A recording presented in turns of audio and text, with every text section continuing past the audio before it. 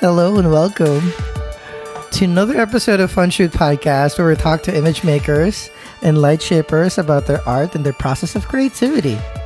Today, I'm very happy to finally snag one of the most beautiful people that I know, Miss Puss-N-Boots.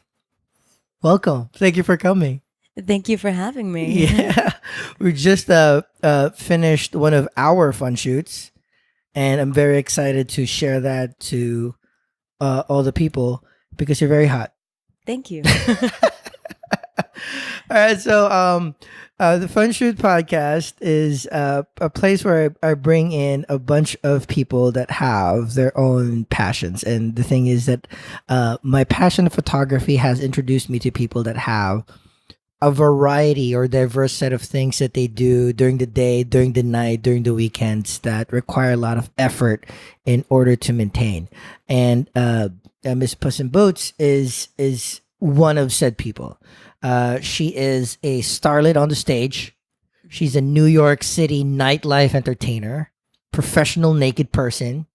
I like the tag, the glitter-wearin burlesque dancing superstar. I dig it. And to start, Miss Puss-N-Boots, tell the people who you are, what you do, and then we can spring from there. I'm Puss-N-Boots. My tagline is the cat who comes when you call. Yes. So basically, you call, I come running. That's why I'm here in New York City. I love nightlife, entertainment, dance, jazz, music, tequila, the whole scene. Anything that I can do rock hard naked, I'm interested in doing. Damn. So yeah, that's why I'm here. And in the show, we have like semi-different segments just to make a little bit of structure of the conversation. I usually start with, the backdrop. We set the scene, we move furniture around, we set exposure, do some test shots. We know a little bit about you. You're a nightlife, New York City nightlife superstar. You dance, you jiggle, you perform, you entertain. But to start, have that good backdrop. Like, where did this start? Where did this passion for performing start in your life?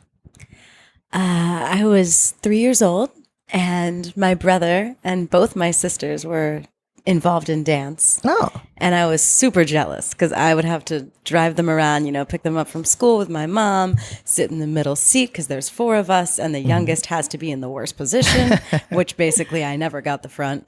And I used to have to just wait for them to finish dancing, and I'd watch, and I'd watch them, and I fell in love with the movement. So I begged my mom to put me in a class, and the teacher was nice enough to let me, even though I was a little too young. I did pee on the floor once. You were 3 years old. I couldn't get my leotard off in time, man. That's 3 years old is kind of like a little bit of a young age. There's some accidents that's bound to happen. And you said you started dance class. Yeah. And in stalking your profile, you do, of course, you do go-go, the usual, you do burlesque, but I see ballet. Yeah, I trained. Technical difficulties, all right. I trained in modern dance. That's what I went to college for. Oh. So, yeah, I was with a modern dance company for a few years before I found burlesque. Oh, yeah. That's so. You did modern dance. I see ballet, I see jazz, modern dance. You performed on stage. You performed theater. Mm-hmm. I saw Jesus Christ Superstar. I did do Jesus Christ Superstar. Side note, I can't sing.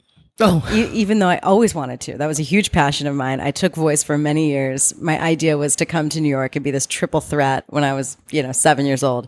And unfortunately, my dreams were crushed because I got the family gene. None of us can sing. Oh. Yeah. So in Jesus Christ Superstar, which they did cast me in because I can dance, they told me and I was just in the chorus, but I had to mouth that part. What's the buzz? Tell me what's happening. They were like, Don't even say it out loud. Just move your mouth. I was like, oh, I'm that bad. Jesus. Okay, now I know who I'm going to invite for karaoke in the next couple of weeks. That's okay. So even all the classes, sometimes, you know what? Sometimes knowing one's limitations also is an important skill. So Yeah, and I did. I took private voice for years, and they were just like, "Yeah, you don't have this gift. just dance, I guess, was the. Just keep dancing. Like yeah, But you are a very good dancer. yeah. I've seen you perform. Not a lot. People think that I see my friends perform all the time. I barely go to shows, but I think twice, and it was just stellar. You stalked my YouTube. I did not stalk your YouTube. Actually, I did because I was like looking for material. I did. You did have you had shoots where you had the mic on your hand, so I figured that you did sing a little bit. But I guess I just host the show, so it's just some talking. Yeah. All right, so I guess classically trained dancer. Mm-hmm. Yeah, that's my background. Yeah, and how did you discover burlesque through that? I was living in Kansas City with a modern dance company. I was working for two different ones at the time, and my very good friend Marissa McKay got approached by. It's that company that comes over, they take over the city and they put arts in it, Fringe Festival. I think they have one here in New York as well. Yeah, they have New York Fringe. Yeah, so Fringe was coming to Kansas City for the first time and they were like, we need a burlesque group. And there was no such thing in Kansas City. This was 12 years ago at this point, and we didn't even know what it meant. But we were like, oh, it's kind of like dancing, but we take our clothes off. Okay, we can do that. We just won't tell our parents. It's going to be fine. Like, they'll come to the modern show. We'll do this late at night. No one will ever know. But we had such a turnout. The line had wrapped around the building to see the first performance. We had to add another show, like directly after the midnight. And then we were like, this is a thing. The newspaper came, took our pictures.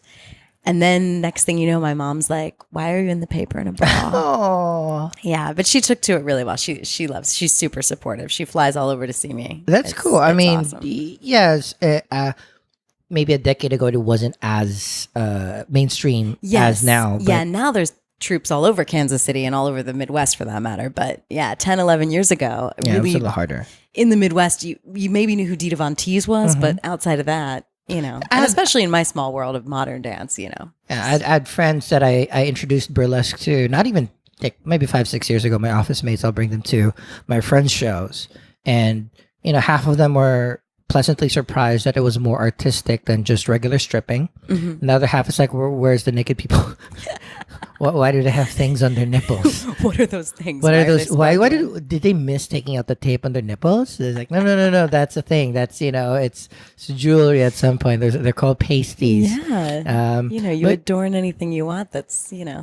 But now it's big. There's classes everywhere. Every bar or venue has some form of burlesque, and that's good, I guess. I mean, is it good? Is it bad? Is it is it competition, or is it better that you have more places that you could perform at? I think it's much better to have more places. That's good. Yeah, and that's awesome. So we know a little bit of your background.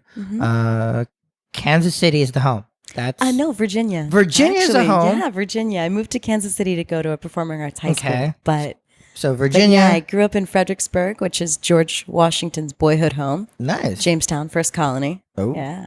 All right. Virginia. It's for lovers. Kansas City for modern dance. Yep. With that company for a bit. Discovered burlesque. So yeah, I like the origin stories of people that that I speak to, and the thing is when we shoot or we hang out, you guys perform. Even hanging out at venues, even at hanging out at gigs, it's hard because we really don't get to talk, and not a lot of people put effort in or has time to go through all the steps and how they got to a place. So it's just like, you pop into my feed, gorgeous lady performing, but I have very little background, so I'm learning a lot more. And with that, I wanna dive a little bit deeper as my cat Whiskey is walking around the recording studio. What is Miss Puss-N-Boots brand? Like if what's your pitch when you're like, this is my line of performing? Rock hard naked. Yeah. How did that come to be? You just a natural rock star? You were born with that gene? You saw somebody you tried to emulate or were inspired by somebody? How did Rock Hard Naked become your brand? I mean, I guess from an early age, I was inspired by Mother Teresa and Paula Abdul. And I think, Combining those two is a little hard. Yeah, I know, but that's kind of where I came from. And my mother also has been a huge influence in my life. Is your mom a performer too? No, but she could be. Yes, she definitely could be. And you have a great many performance sets. You have different costumes that we photographed before. One of my favorites being the latex nurse one. But just list through off the top of your head, your favorite acts, and then from there, which one act is kind of like your number one baby among them all. I would say my signature act is probably Catwoman. From the Batman Returns, which is really the best Michelle Batman. Pfeiffer, Yes, the Michelle Pfeiffer version, not the Halle Berry one. Exactly. Michelle Pfeiffer does it for me every time. Nor the Anne Hathaway version. Anne Hathaway version was awful. Really? For me, compared to Michelle Pfeiffer. No, nothing compares to Michelle Pfeiffer. That was that lick on Michael Keaton's face was formative during my young years. Yes. So that's your. That's my signature act. I also do I do a few acts that are kind of signature iconic pieces. Barbarella being one of them. I have a space helmet for that. David Bowie's the song writer. I have Wonder Woman as well. I do a Dirty Dorothy as a homage to Kansas City. Oh, That's also a latex costume with nice red stripper heels that glitter, of course. that'd be a hit when you're doing that in Kansas City. I think everybody would everybody would be like, "Yep, that's the Dorothy that we would like to That's the see." one we, Where is that in the museum? Thank you. Can I get myself a plate? And then I also really like classic burlesque. So I have a few feather fan acts. Devil is She being my newest creation, costume by Miss Tickle. And I actually brought it to the Dirty Devil Peep Show, which is Theater Bazaar in Detroit, Roxy Delight show. Yeah, I see you tour a bit, quite a lot. Yeah, I love to travel. Awesome. I mean, everybody should travel. You should see different parts of your country, Yes. and if not the world. But with traveling and touring comes a lot of planning and producing and whatnot, and which leads me to the next question. What is a day job? What is a night job? It's hard, especially in a big city like New York, to really just pursue your passion, which is very sad. It's like a sad statement that the people that have art in their blood or in their hearts and their souls are the ones that can't do it truly full time.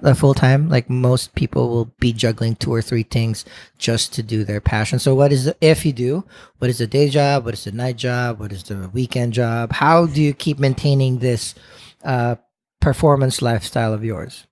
My day job is sleeping. Yes. Yeah, I sleep just to get ready for that night.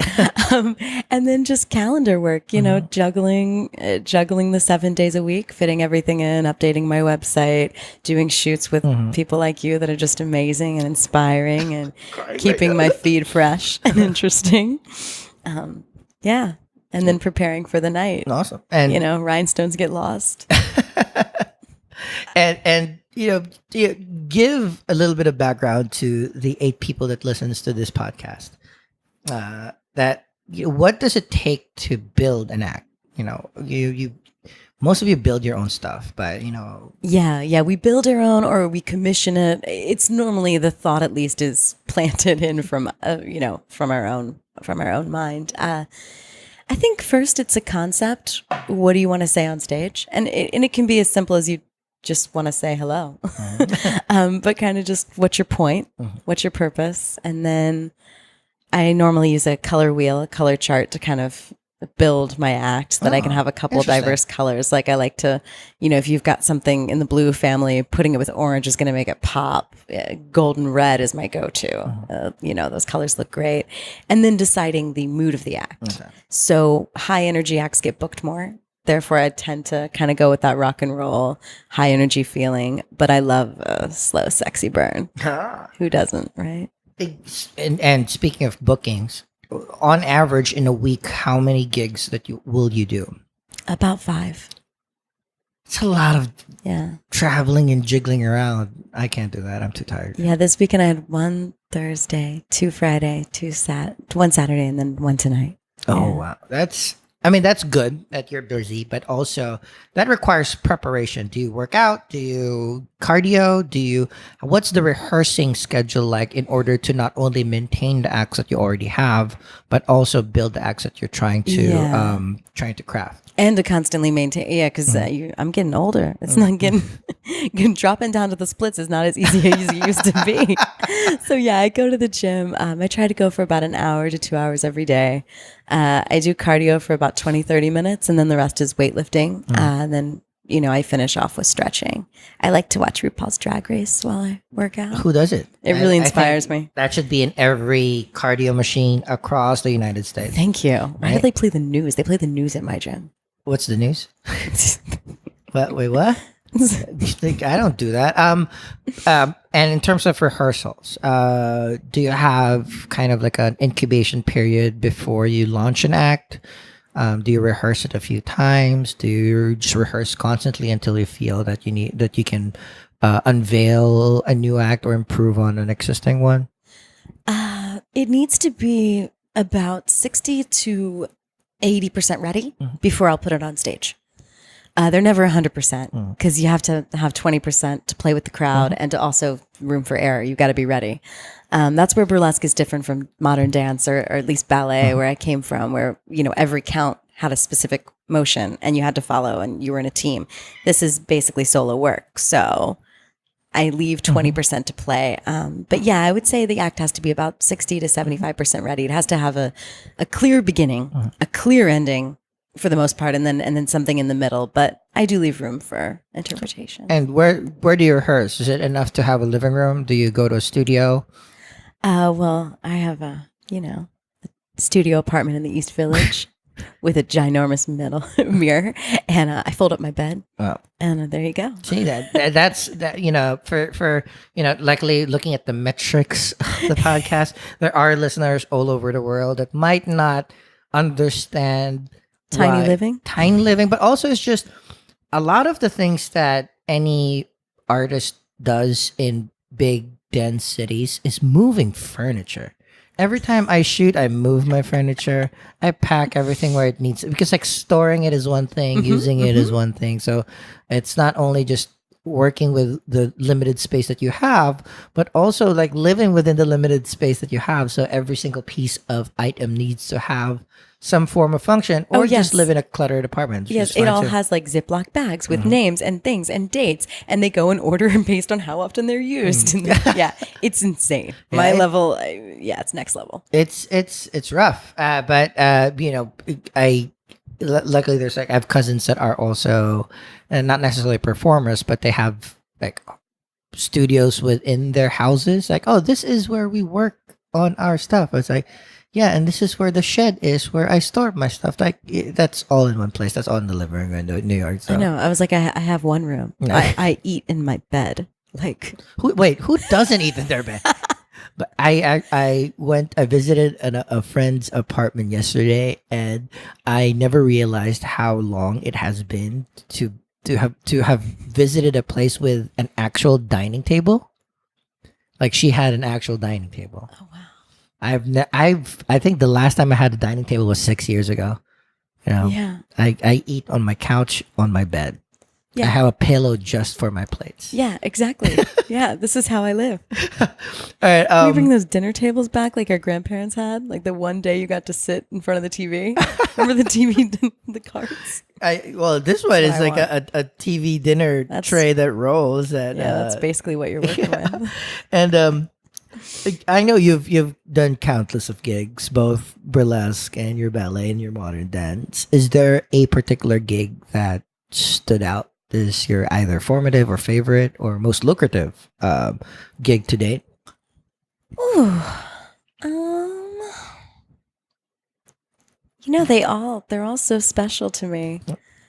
Yeah. I mean, I think probably the one that stands out the most was the first time I got to perform at Slipper Room. Ah. That was a venue that I always wanted to be a part of in New York City. And when I was given the opportunity to audition there, and they opened the red curtain, and then I did my act, and I really felt that I had nailed it, and I was very confident in my level. My performance went really well, and they closed the curtain, and I had this feeling of I'm home, Oh, and so that is for awesome. me, every time I'm there, there's just this, because it is like a theater. Most of the venues we work in are more like bars, which is perfectly fine and beautiful to me as well. But this one just kind of reminds me of all those years when I was 3, 4, 5 years old, and you had that big concert, and your teacher was in the wing doing half the choreography. That's kind of that Slipper Room feeling for me. Yeah, Slipper Room is a New York institution in the Lower East Side. It's a burlesque kind of one of the holy grounds. I'm assuming it's always a great show. It's a good combination of people. Like I've been there a bunch. Like if I had like a very important date, that'll be a place where I'll take them to. Yes.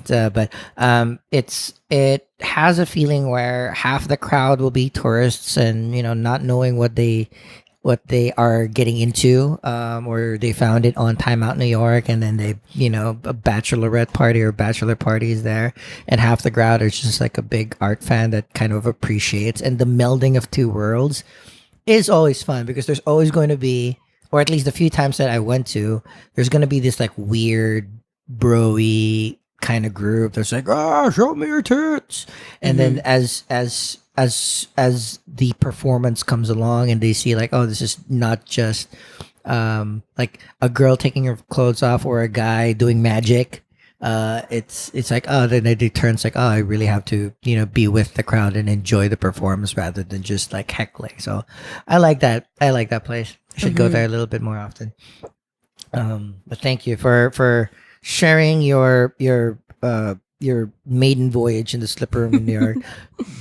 Can I ask when that was? Oh my gosh. We're going to age me now.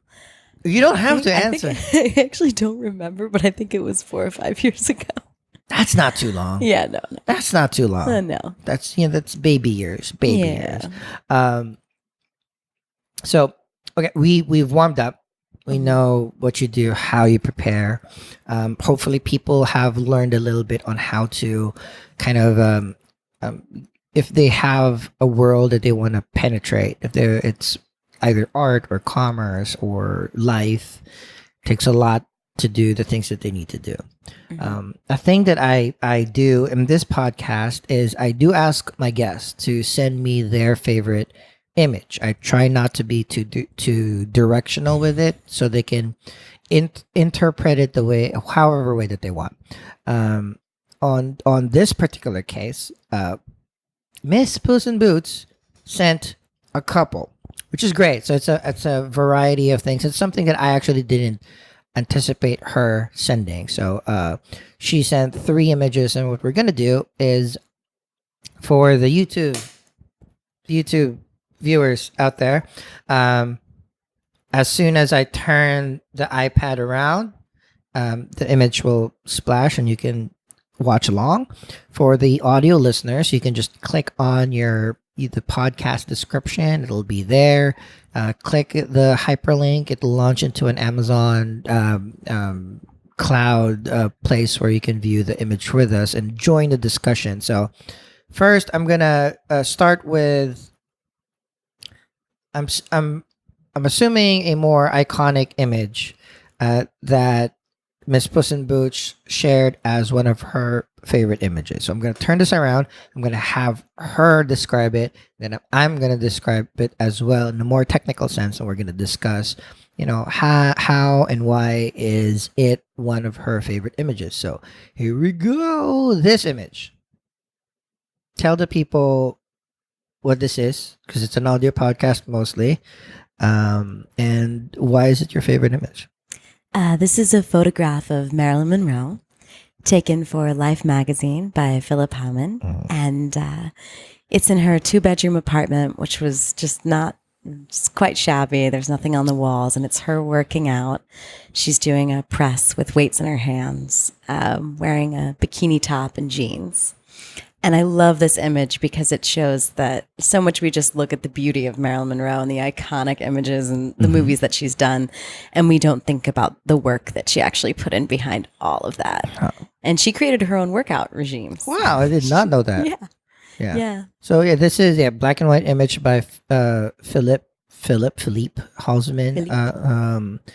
I remember seeing this years ago when we see a lot of people posting images of or by their idols, and Marilyn has a big following, especially within the performance community. And I always thought that this was like an illustration or like a meme or a fake, because it's her again, like doing some presses with metal dumbbells in her jeans, and I figured like and a terry cloth bikini. It was like I thought like maybe it's because she's in full face, so you can see her hair is done. Seems like she has her eyes and some dark lipstick on. So I thought that somebody just photoshopped her face on somebody working out in the 60s or 70s. So it's actually I like how you describe that. This is we only see her the end product. We don't see her journeying through the things that she needed to go through to become Marilyn Monroe. And why is this important to you? Well, I see this photograph every day when I wake up because it's in my apartment. Huge print of it on canvas. Yeah, and so for me, it just reminds me to wake up, to get out of bed, to go to the gym, to put all the work in, because at the end of the day, it's worth it. Amazing. I think we all should have that reminder. I need to. All right, fine. I'll need to go. Yeah, just get this canvas print. There you go. I need to get off my bed and do something about it. But and I've taken it everywhere. I've had it for about 12 years, and it's traveled every apartment I've been in, every city I've lived in. It's a good photo. Now that I know that it is an actual photo, it is actually her. It has a little bit more meaning, and I think it's going to be one of my favorites as well. Right. So thank you for sharing that. It's image 1 by Philippe HALSMAN for Time Magazine. Marilyn Monroe in her apartment working out in full face. Image 2. This is fun. This is super fun. I for the audio podcast listeners, if you haven't launched the link for the discussion photos that we have for this image, I highly suggest you either go to the podcast website, www.jongclemente.com/funshoot, or watch this episode on YouTube, because not only will you see the most gorgeous Miss Puss-N-Boots right here, but also you get to see this image, which I'm going to turn around. I'm going to have her describe it, because this is just adorable. Oh, no. All right. There you go. So tell the people what image this is. This is my family. Yes. Yes, in our Sunday finest. Oh my. Yeah, so I'm Catholic, raised Catholic, and for Christmas every year they would bring in a portrait studio to the church, and you'd take a family portrait, and that's my family. Awesome. And it means the world to me because they're who made me. Yeah. So you mentioned a while ago there's 4 siblings. Yeah, all dancers. All dancers. Yeah. Just run them down. What dance did your Sean, he did jazz. Oldest brother he is jazz. Allison was a cheerleader and also did ballet and modern and jazz. Yeah, she's the eldest. And then Rebecca, she's in the middle there next to me. She was extremely good at ballet. Oh, wow. Also a cheerleader, though. And my mom, she did ballet, but right now she dances still, and she does tango, salsa, ballroom, that style. I just love old school family portraits. Me too. They really need to bring that back. Right? I guess it's because people, at 17, 18, everybody starts leaving, especially in the United States. They can't do said photos anymore. But just seeing that hairstyle, oldest brother is rocking an almost mullet. Oh my, that is dope. Oldest sister has the big hair with tiny bangs. Those tiny bangs that are hairsprayed for days, that Aquanet. Oh, that is why we have weird winters and summers, 100%. But again, we lost ozone layers, but we also still have photos of these. We have this photo that will last for a lifetime. Oh, sirens are on our end. Don't worry about that. But what I wanted to really point out is like the looking away the camera. I don't know how that happened. Like, I I've been researching why old photographs or old family portraits are not looking directly at camera; they're looking away. Why is that? So from my research, I don't know if it's real. This because in the olden times, the reason why people, when they have their own self-portrait or family portrait painted of them, since they can't look directly at one place for hours on end, it's easier to be looking away. So for the person painting you, it's easier for them to draw you or paint you. So that's kind of what I've like gathered. But for the more modern photographs, looking away is just like, I don't know. It's like, don't they want you, when you look at somebody's family portrait, don't they want you to be looking back at them? I think it's super cute. I encourage people to look at this photo because at the lower right corner, you have this teeny tiny cute with the biggest damn smile, even with a tooth missing. Yeah, it came back. It came back? Yeah, it's in now. Just It's so cute. Yeah, and that dress, I want you to know that my grandmother bought me that dress, and I loved it so hard, and I was only allowed to wear it for picture day. And when I got it, I was like, I want to wear this every day. This dress is beautiful. I want to be in it for the rest of my life. And my mom was like, you need to save it. You're going to spill something on it. It stays in the closet. Agree. Till family portrait day. I agree. I mean, I would have busted it out in other special occasions, but especially during family portrait. It's a pink ruffly dress. Yeah. So cute. I think it was velour as well. Pretty sure it had it. Mm-hmm. And, again, just to confirm or just to reiterate, this is an important image because it's family. Yeah. And you're still very close with all of them. I'm assuming. Of them, yeah. And they are all artists like you. Yeah. I'm assuming all of you support each other's art. Mm-hmm. Well, yeah, and they've actually moved on. My sister's like a engineer of some sort, and my other sister's a school teacher and a mom. And yeah, my brother is a police officer. But we all live all over. That's good. The East Coast. Oh, but at least it's slightly easier to visit each other. It's slightly easier to visit each other. But yeah, we're very close. So to me, family, that's why it's one of my images. Yeah, it's good. It's like in the several episodes that I've done, it's the first time that actually somebody sent in a family portrait. A lot of, or some of the images that were shared were inspired by for some form of family, but this is the first family portrait I've seen. It's so cute. I love it. I'm so happy to be the first. So that's image 2 of Miss Puss-N-Boots' favorite image. Image 3, it's also fun, super hot. I'm just gonna turn the laptop around so I have Miss Puss-N-Boots describe it for us, and then I'll describe it myself. What is image your third submission? This is me leaping through Paradise Island in the Bahamas. Oh, in your, is that leopard print top? Yeah, and a thong bikini. Yeah, it's a great photo. So technically, it's doing the jump splits, hands up in the air. Seems like it's very windy because the wet hair is flailing all around. Good elevation on the jump too, but I guess it's just the angle was also pretty great, so it makes it seem like you're flying.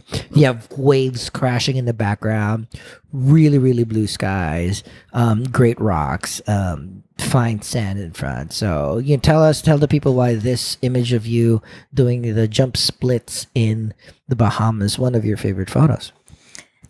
It was a wonderful, beautiful vacation that I took recently with someone I just adore. So it means a lot to me. And it reminds me to travel, not take life too seriously. Yep. And I'm a water baby. I'm a Cancer. My 100%. Birthday is July 18th. When's yours? Oh, no, I'm a Scorpio. I'm in the late Octobers, but I've also a water sign. I don't know the signs, but I just growing up. I mean, the reason why I moved. Well, not the reason why I moved. The reason why I stayed in this area of Brooklyn, this area of the Windsor Terrace is, I love the park and I'm right by the lake because I've always liked water. I prefer water versus mountains, but anything outdoors I'll do. Yeah, I'm the same. I love water. I need to be near a beach at all times and go. Yeah, it's good advice. People travel. The only way that you can expand your mind is to really see other places, how people live differently than you. We're all just people, but sometimes we just do things so slightly differently, and that's neither good or bad. It's just different. Yeah.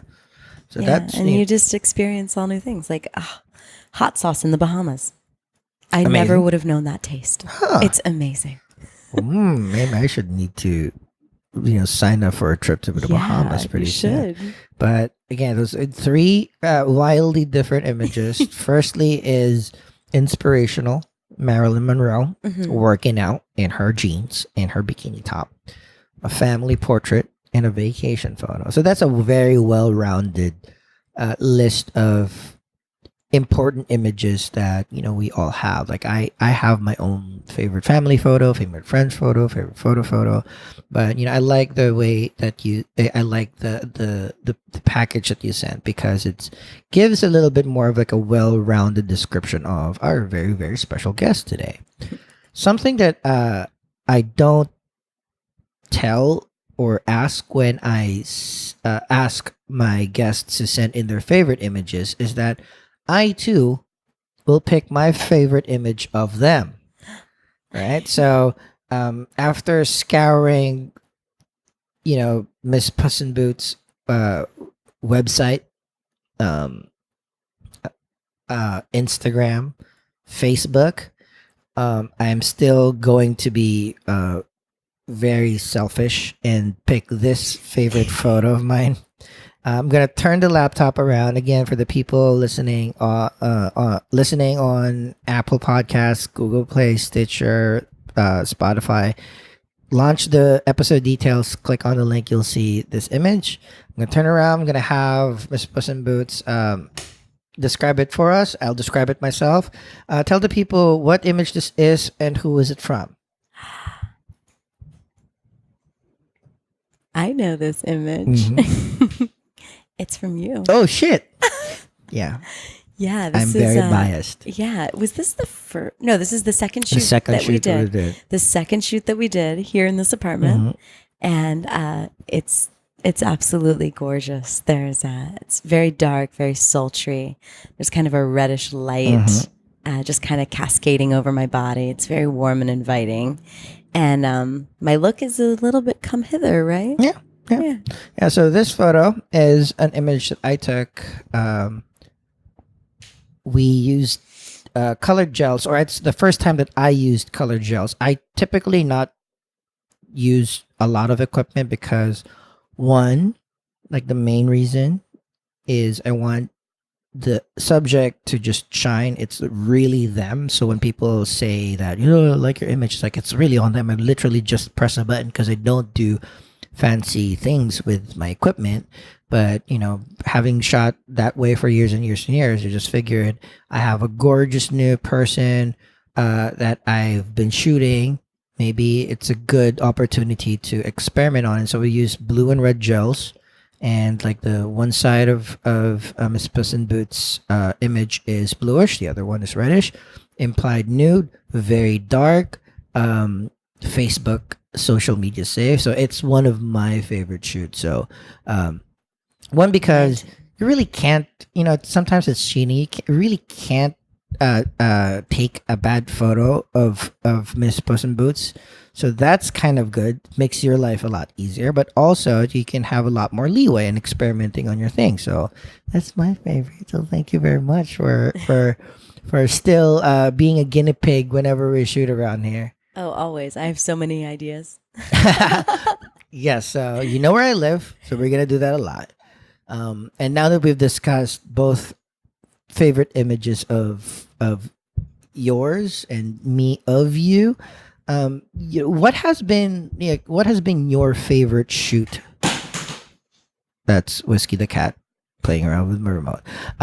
What has been your favorite shoot? Well, it's got to be the time that I got to shoot in a pool underwater, because we all know how much I love the water. And I did a pool shoot with a dear friend of mine, two friends of mine actually, and yeah. No, shout them out so we can tag them. It's Cindy, and I'm blanking on the other person's name, but I'll think of it. Mark Hopkins. Mark X Yeah. Hopkins and E. And Cindy. And Yeah, Cindy. they're both on Instagram, Mhm. and I'll be posting those summer photos in the next few. Oh, nice. All So summer these long. are new. So yeah. Oh, interesting. Yeah, I love. But I get to go underwater, and they have underwater equipment, Mm-hmm. and we just shoot these ethereal, beautiful images. I love underwater shots. I just immediately disqualify them because it's tough. Those cases are very expensive. Plus, I don't like shooting multiple things of the same thing. So you spend so much makeup and time, jump in the pool, shoot. You have like 4 photos that you can't post. Everything is amazing, but you can't like redo it. But I do have my own. Yeah. I stupidly put my camera in a Ziploc bag and then shot this model that jumped in the pool. Yeah. Did the camera survive with the Ziploc bag? I used 2 Ziploc bags. There you go. 100%. Yeah, it's how you need to do Not it. that off-brand stuff from the dollar store, Ziploc. So we'll make sure that we get proper shout outs to Mark and E. Mark has also been one of the photographers that has been featured as one of a previous guest's favorite images that they've done. So look at you, Mark, having a lot of cachet within the community. Was we admire work like that. Please continue doing God's work and sharing your art form with everyone. So we are traveling towards the tail end of the episode. See, it wasn't that painful. No. But before I wanted you to end, I always wanted to cap the conversation with, what are your other passions? Like, you obviously perform, you obviously dance, burlesque is a big thing. Is there any other thing that you just love just doing, and that if you could be paid to do that the rest of your life, you would? What do you have any? Reading. I love to read. Genre specific? Stephen King. Oh, he has a lot of books, so Yeah, you will not run out of things to read. My life will be fine. I love to read. I love to nap. I love sleeping. You're very cat-like in that. Yeah, in that and I version. love watching like old movies, new movies, classics, really terrible '80s films, B-rated horror. Oh, Yes, that's a genre that's in actually. itself. Oh, that's my dream. To be If we could do this life over again, or actually, it's not too late. No. Anybody out there want me? I would love to star in a B-rated film. You can kill me off first if I'm not very good. That's cool. I will definitely make out with a girl if needed. I mean, I will do it. Me too. I'll show my tits. I'll make out with a girl too, and I'll show my tits too. For a Dreams. B-rated movie or B-rated horror movie? B-rated horror. B-rated horror movie. Exactly. Casting directors out there, directors, screenplay writers, you have a gorgeous subject that you could toy with for your film. I suggest doing the usual chop, stab with a garden rake. Classic chainsaw will be nice too. Cool. Or vampire. Ooh, vampire. Yeah. Vampire, B-rated movie, napping, and reading Stephen. Any favorite Stephen King book? I mean, it's incredible. It's incredible. I really enjoyed it. It's one of my. And right now I'm reading Pet Cemetery. Huh. 'Cause the new movie just came out. The trailers looked good. I never got to see it, but the trailers looked good. I always make the joke where Stephen King wrote 100 million novels as Stephen King, and he also has another 100 million with another pseudonym. A pseudonym. Mm-hmm. And his children are writing. His son is a writer as well. These people don't stop. Well, good, because we need more great content. We do. But I think they kind of spelled cemetery wrong. I'm not, I know it starts with an S, but I think there's an E there, not an A. So books, napping, traveling, B horror movie. Anything else that you possibly want to announce to the world so that the energies may come back and it'll give you that particular passion or dream uh, Yeah. in your life. I'm very fortunate that I'm actually living. That's- I'm living that dream. that is the best answer that anybody can get. Yeah. That's So amazing. just keep it coming, and I will continue to be grateful for it. That's why you're the glittery rock star. Again, Miss Puss in Boots, thank you so much for your time. I always have just a great time shooting you because you're gorgeous. That's easy. I open my eyes, I'm happy. But just like sharing your process, your day to day. I like the idea that there are, although we hear a lot of difficult transitions to burlesque from other people where they're either friends or family are not 100% supportive. It's always great to know that your transition from modern dance to burlesque is not as painful as some people. I know it's still hard, it's still a lot of hard work, but it's good to have like a very supportive family. It's good to have that you are living your best timeline. Yeah. Is there tell everyone where they can find you, where can they stalk you, where can they pitch you be horror movie screenplays, and your shows. You have a gajillion of them. I do, yeah. So they're all on my calendar. Just plug them out. Yeah, you can go to www.puss.nyc. My calendar's there. You can follow me on Instagram. That's at MS Puss in Boots. And on Facebook, I'm Puss in Boots as well. If you Google me, you can also find all this stuff out. But you do have to type in burlesque, or else that cat keeps coming. Oh, Jesus Christ. Start with the IG. That's always like you will always get great content via posters of her upcoming shows or just by her just gorgeousness all there. Again, it's Miss Puss N Boots, like MSPUSSNBOOTS. That's on IG, and then puss.nyc for Is the my website, for the website for everything else. Make sure to give it a gander. Share, like, subscribe all of her work. Support by going to gigs, throwing or sliding in places with consent dollars in her go-go gigs here and there. You do a lot of Ethels. Yeah. That's a good place in the Upper East Side. Yes, it is. It is a wonderful throwback to Studio 54. I think that's one of those places where I first saw you years ago. Maybe not years ago, maybe 2.5, 3 years ago. It was still with Velveteen Taylor, Yes. I think. And I was just visiting her, and I saw this, gorgeous creature dancing on the bar. I was just like, I'm in. I'm 100% in whatever this is. This is the greatest timeline. You're living your best life if you saw me and Velvetina. Well, She's gorgeous. Velvetina is a friend. We've known each other forever, so it's just like two tiny, gorgeous brunettes moving in a way that it is sensual, but it's also just enthralling. It's not sexy is such a cheap, easy words to do it, but I urge everybody to give themselves a gift by seeing Miss Puss in Boots live. Shake her things, and if you see her do the latex nurse suit, we shot that, and that was fucking amazing too. Yeah, and those shots are so good. I still love those things, and people cannot believe that it is like it's painted on, like it's basically that tight. It's like a sausage. I feel like a sausage when I'm in it. I love it. It looks good, but it so feels warm. like a sausage.